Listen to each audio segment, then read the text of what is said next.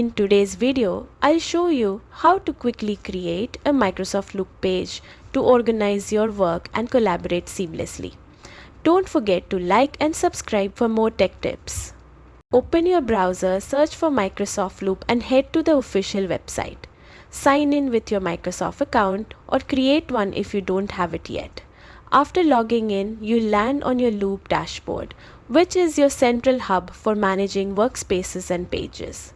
Choose the workspace where you want your new page. On the left-hand side, you'll see the list of pages inside that workspace. Scroll to the bottom of the list and select New Page. Your blank page will now appear, ready for customization.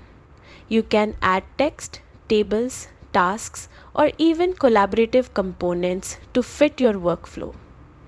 Microsoft Loop also offers templates to make setup even faster. And that's it. You've created your first Microsoft Loop page in just a few clicks.